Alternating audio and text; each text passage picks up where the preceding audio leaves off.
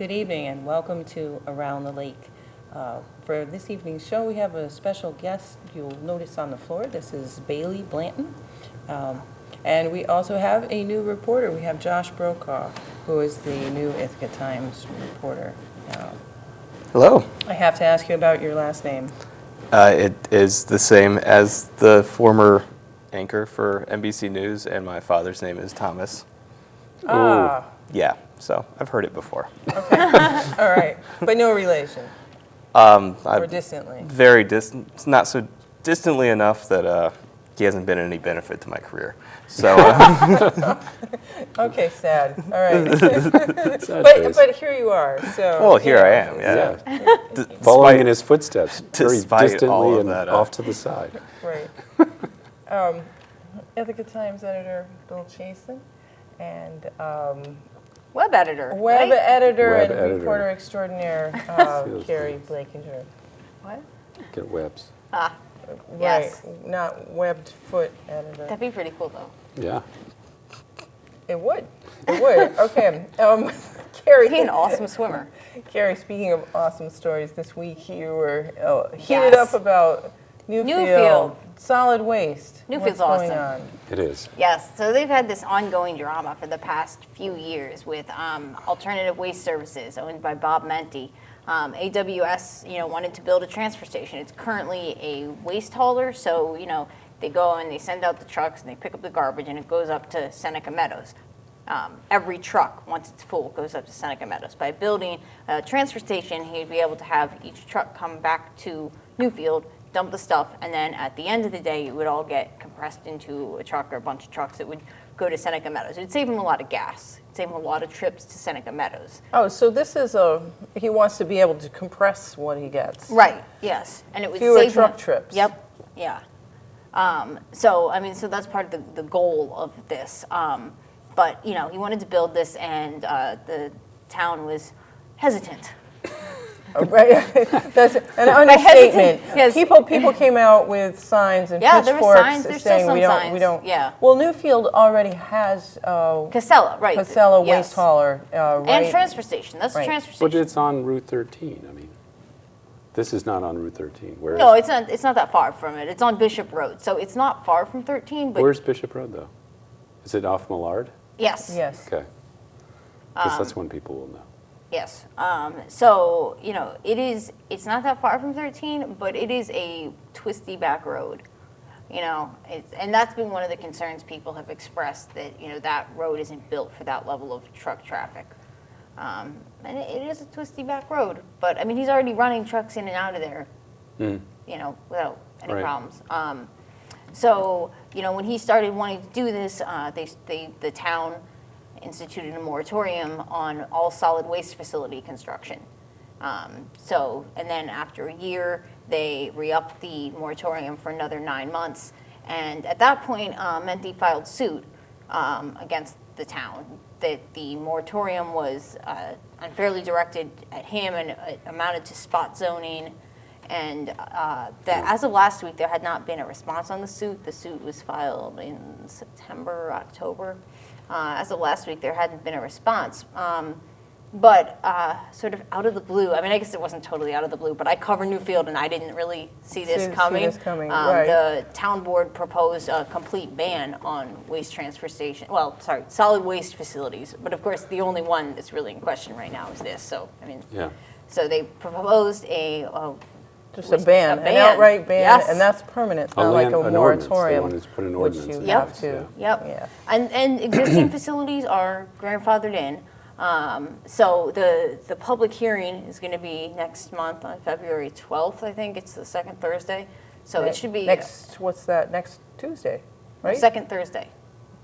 Second Thursday. So Is- next Thursday. Yes. So, and I mean, they're having it at the fire hall because they're expecting like tons of people to come. And I mean, there will be people, there's people on both sides. It's not like the whole town's against him. There's definitely people supporting him as well.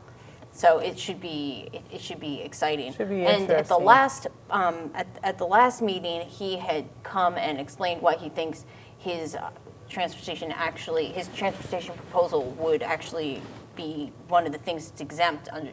They have things that are exempt that are grandfathered in. And it said in the proposed law that any bona fide solid waste management facility previously in existence on the effective date of this local law shall remain exempt under the current terms and conditions of their operating permit. He got the permit from the DEC on January 6th. So he's got right under the transfer wire. station Right. permit right before this is happening. So then the only other thing is, is he a bona fide solid waste management facility? And according to the DEC definition of a waste management facility, anyone that takes construction and demolition debris, Is a and he legitimate does, and he's waste taken the management. town's C&D. So he's saying you're at Newfield, wow, Newfield Town Yeah, so I construction.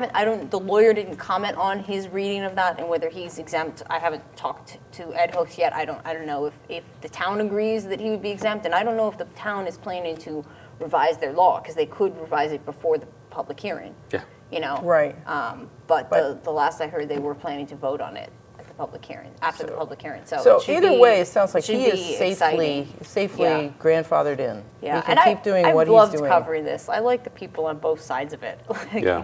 Right. So I've for had, the, it's been fun to cover. For the uninitiated, is the place where he wants to put the transfer station, is that somewhere he's already running? Like, is it like a truck yard or like a It's yard? behind the facility he has Yeah, right the current now. facility just doesn't, the trash doesn't go there at Okay, all. but he So- runs like trucks out Right, of there? trucks are like coming, yes. mechanics yard, that sort of thing? Or Right. like, okay, Yeah. okay.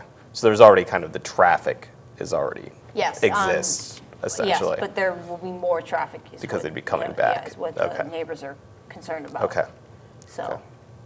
yeah. Yeah, it sounds like there'll be less traffic the way he has it set up now if the only time he has to leave is when everything is compressed and they're just going to make the one trip to Seneca Meadows. Whereas But before it it's was bigger like, trucks now, I think. I thought the difference was this was going to be he can accept recycling. No, No. that's what somebody told me when I started covering this beat, and I asked about it, and they were like, "No, that had nothing That's to do not with what it is. Yeah. okay. So. Huh. Well, stay Well, tuned. Yeah, Yeah. yeah. That'll be an interesting one. Bill, you had a story about Ithaca College. The adjuncts are making a move. Yeah, they're the second ones in the area to do so. The ones at TC3 have sort of made their move publicly before this.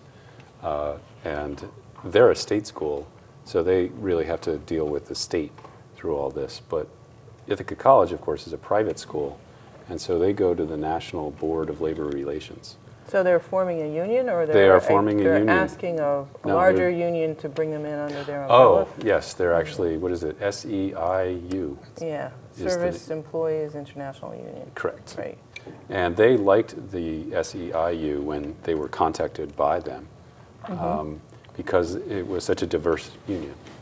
They didn't want to be part of like an educators union because they thought, okay, then they would just give us, we would have to fit into the mold of all the other schools that they Right. cover. But this way, because they don't usually, have educators as their sole focus, they'll make a union that works for us. So you did a previous story on adjuncts. And- Yeah, oh, you why did do too. they? Yes. Why do they want to unionize? Their pay is not so good. For example, the woman that I talked to who's on the organizing committee, Rachel Kaufman, she teaches at Elmira College, Binghamton University, and Ithaca College. And she teaches 6 courses a year, at least this past year she taught 6. And she amassed a total of $20,000 for her. Ouch. And she lives in Owego, Right. probably so she can just drive in 3 shortest equal directions, none of which are short. And she has a master's degree, and she's all but dissertation in her PhD program, and she only makes $20,000 a year. And no health insurance. I And think that's part of the that's part of another the problem is Yeah. that some of the colleges they keep the course load down because if you have over so many hours a week, then Yeah. you would be eligible for At their Ithaca health insurance. College, they are allowed to work up to 58% of full-time, because if they get more hours than that, then they have to have benefits. So Right. Ithaca College won't let them go, they can only teach 3 or 4 courses per year, depending on, like the Brody Burroughs was a studio art lecturer that I interviewed, and his studios are long. Right. And it's a per hour thing, so he can only do 3 a year. Whereas if you just taught, I don't know, something that has no lab and is just a lecture course, you might be able to swing, 4 a year. Yeah. And you don't get paid enough. She only made 20,000 teaching 6 courses, so you can kind of imagine what 4 would be, not a living wage at all. Oh, and that 21,000 something is the living wage in Tompkins County. So she doesn't even make No. living wage. And they need 30% of the adjuncts employed by the college to sign a petition to precipitate a mail-in ballot. Right. And if a majority vote in favor of forming the union, then the Bureau of Labor Relations says to the college, you have a union. Right. Congratulations. Right. Is that a state requirement, the 30%? I believe it's Or is it- federal Okay. because it's Okay. the National Okay. Bureau of Labor Relations. Labor relations. So they are going to try to get a clear majority, actually, of signatures just to sort of make their point. And from what both Brody and Rachel said, they're well on their way to doing that. And they have another couple of months, I guess, and then they'll submit it. And then 6 to 8 weeks later, they'd have a vote. So all this will probably happen, by the summer. So that's pretty interesting Yeah. development. It is, and it's, when we did the original article, I think that Ithaca College, we looked at Ithaca College, we looked at TC3, Cortland. we looked at Cortland, and we looked at Cornell. Right. And so all of them had sort of varying degrees of how rough it is for adjuncts. Yeah, and Cornell was the best, which surprised me.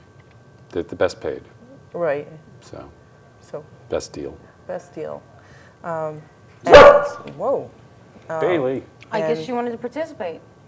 She And that thinks was the the- adjuncts are not paid enough, obviously. Obviously, all right, and our dog guest is wandering off the set, Oh, I guess we're too boring.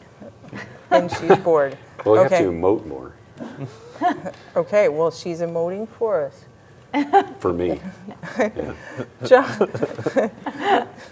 Josh, you were talking about TJ Maxx. What's that story? Yes, so my first experience in City Hall was a Board of Zoning Appeals meeting last night. And as part of that, there was variances granted to an outfit called Benderson, which has done the majority of the development in that plaza. Which plaza are we talking about? This is the old Kmart Plaza. Oh, okay. So the Staples, the Hobby Lobby, and the TJ Maxx is supposed to go in there next to the Staples, as what I am told was the old Garden Center. So the reason they were Okay. before the zoning board was because they wanted an awning. But actually, it wasn't the awning that was the problem. It was the fact that in that zone, SW2, which I haven't figured out what that means yet, but I'm sure I will. But Solid you're waste, no. you're supposed to. It's, Right. well, unless you go to Chipotle. Oh,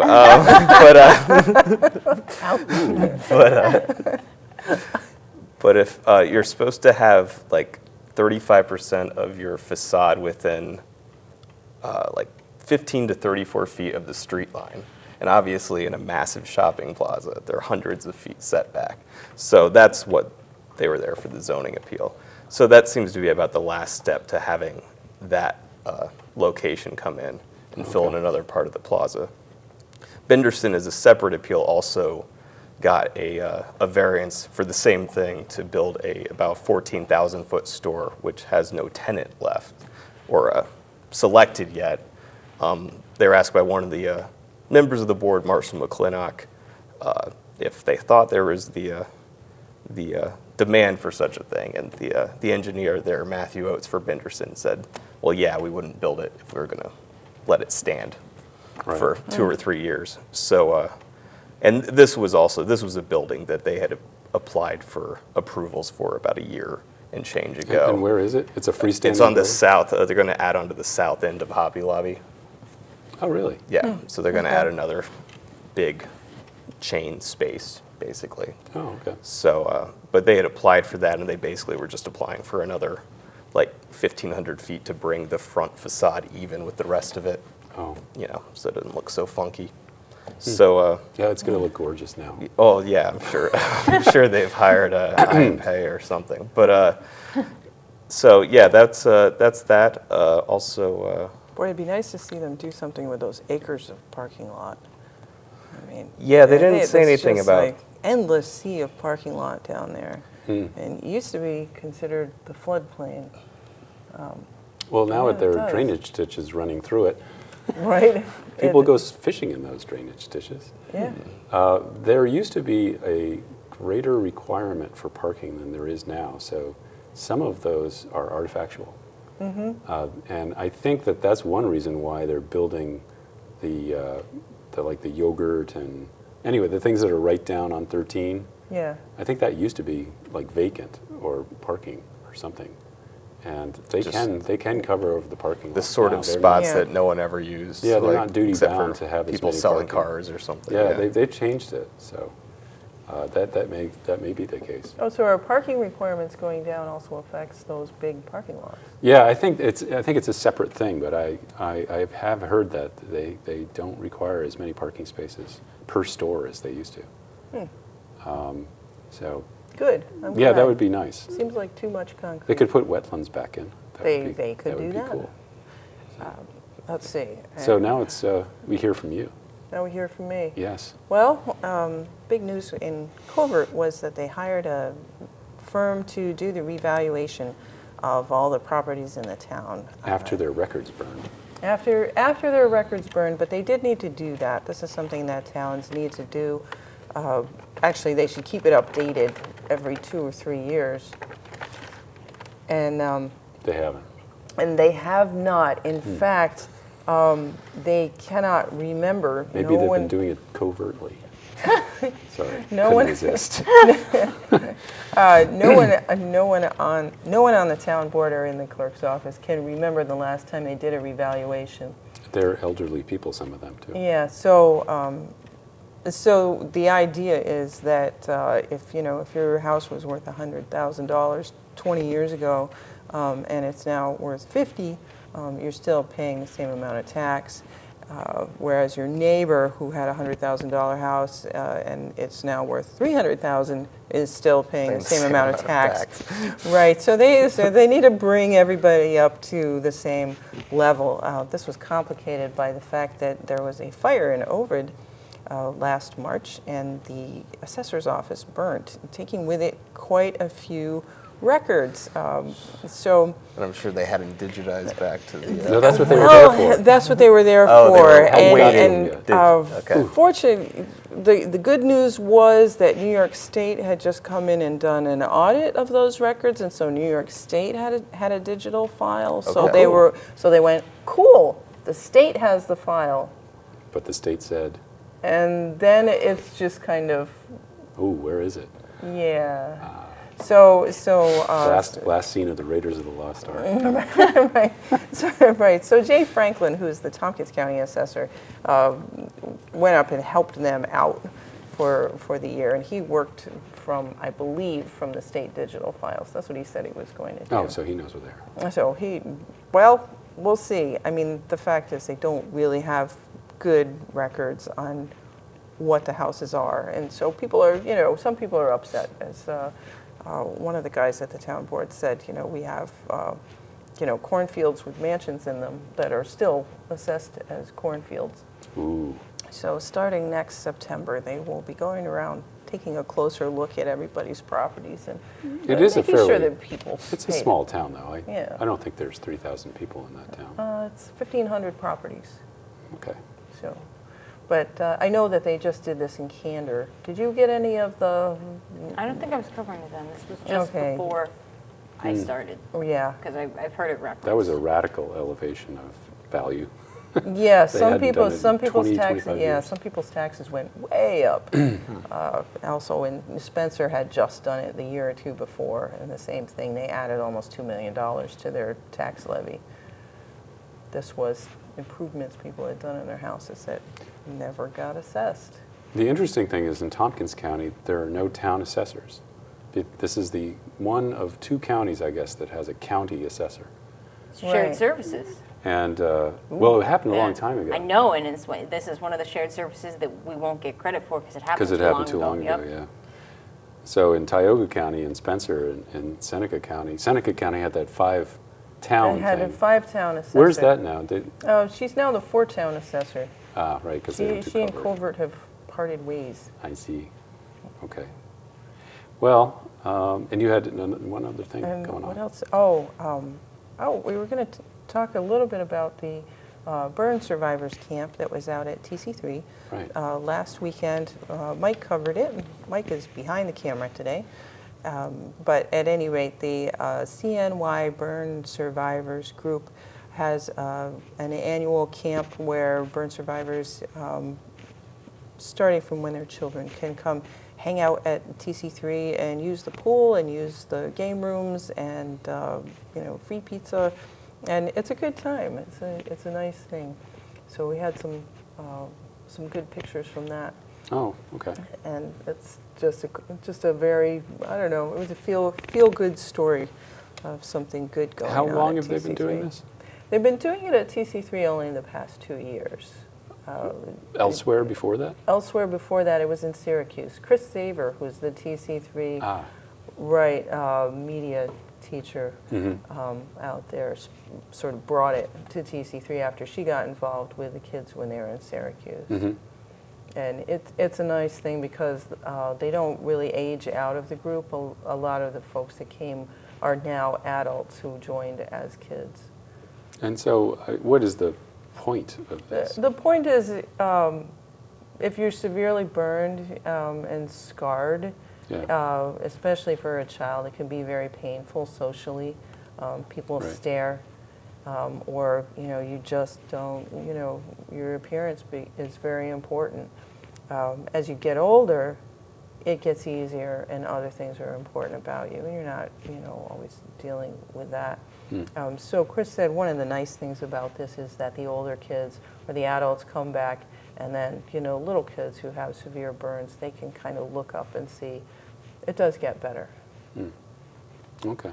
And they can also see people who are sort of in the process of getting better, because if you're getting skin grafts, especially with kids, you grow and then you have to get another graft. So it's an ongoing process. I didn't know that. Right. Well, your skin, as you get bigger, you may have to continue. And also, it's such a severe operation that you can't, do a big area at once. Oh, okay. So it was a rough road, but she's really proud of those kids and said, these are survivors with a capital S.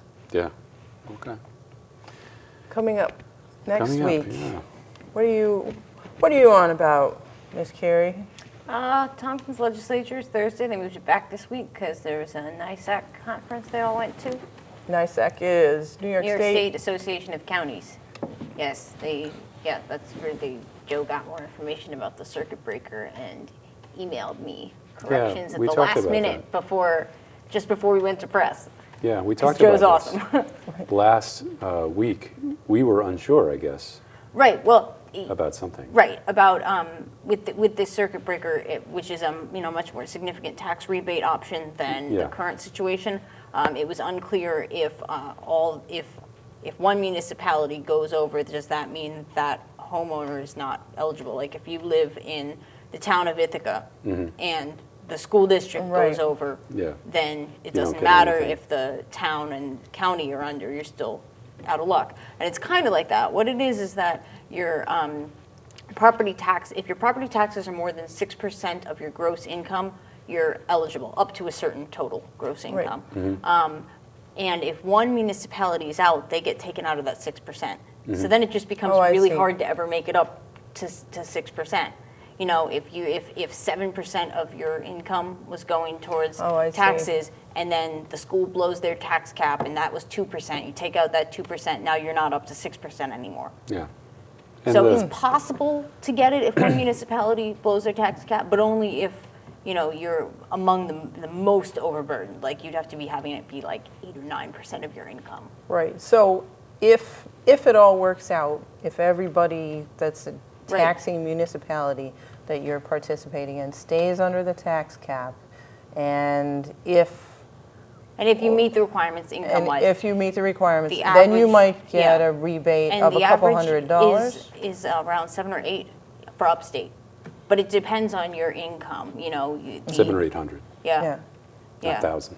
Oh, or $7 or $8 would have been, is what the current rebate Well, would have been. that's right, and that's why the people like Svante Myrick, the mayor, were just going to ignore the tax Right. cap. But now I think he's probably going to change his mind. Yeah, because now it's actually a substantial Yeah. rebate. Well, now there's a carrot. It used to only be a stick. Right.